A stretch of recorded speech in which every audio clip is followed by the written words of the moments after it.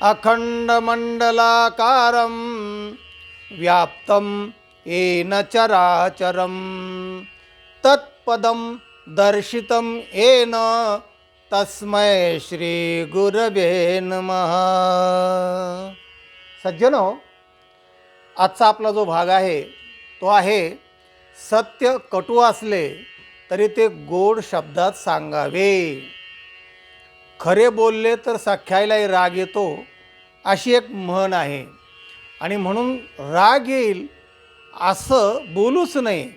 नाही म्हणजे खरं होतं म्हणून मी बोललो, तरी पण त्या चांगल्या शब्दात बोलावं असा आजचा आपला भाग आहे. दृष्टांत पाहूया. एका राजाला भविष्य पाहण्याचं फार वेळ होतं. त्याने जाहिरात दिली. प्रसिद्ध ज्योतिषी एक जण दुसऱ्या दिवशी राजदरबारात हजर झाला. त्यांनी ओळख करून दिली. राजाने सांगितलं, हो तुम्ही प्रसिद्ध आहे, तुमचं नाव फार मोठं आहे. म्हणजे राजे साहेब विचारा आपल्याला काय प्रश्न आहे. तेव्हा राजे महाराजांनी विचारलं की म्हणाले, माझं आयुष्य किती आहे. आयुष्यरेषा पाहण्याचं माणसाला वेळ असतं. आणि मग त्याने विचारलं की माझं आयुष्य किती आहे. तेव्हा हे सांगत असताना ज्योतिषाने सांगितलं, महाराज आपणाला उदंड आयुष्य आहे. आपल्या डोळ्या देखत आपले सर्व परिवार, आपले सर्व नातलग मृत्युमुखी पडलेले आपण पाहाल. हे ऐकल्यावर राजाला संताप आला. तळपायाची आग मस्तकाला गेली. राजाने त्याला कैद करून ठेवलं, शिक्षा केली. कारण या शब्दाचा त्याला राग आला की आपले सगळे नातलग मृत्युमुखी पडलेले आपण पाहाल वगैरे असं म्हणल्यावर राग आला त्याला. पुन्हा जाहिरात दिली. पुन्हा दुसरा ज्योतिषी दुसऱ्या दिवशी हजर झाला. त्या ज्योतिषांनी तोच प्रश्न विचारला राजाने की बाबा माझं आयुष्य किती आहे, आयुष्यरेषा माझी काय सांगते. तेव्हा त्या ज्योतिषाने सांगितलं, महाराज आपण खूप भाग्यवान आहात. आपले सर्व नातलगामध्ये आपण दीर्घ आयुष्य आहात. राजाला हा मुद्दा पटला.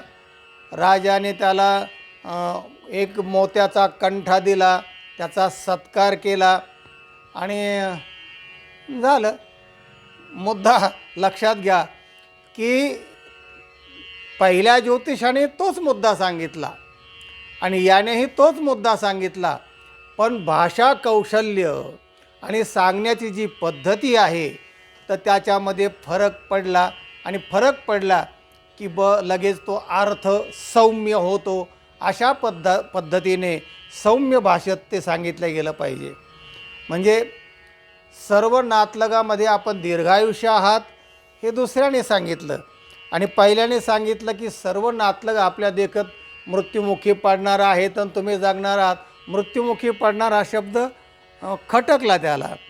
म्हणजे मरणे हा शब्दसुद्धा माणसाला आवडत नाही. जे माणसाला आवडत नाही ते शक्यतो टाळल्या जावं असा या व्हिडिओचा तात्पर्य अर्थ आहे.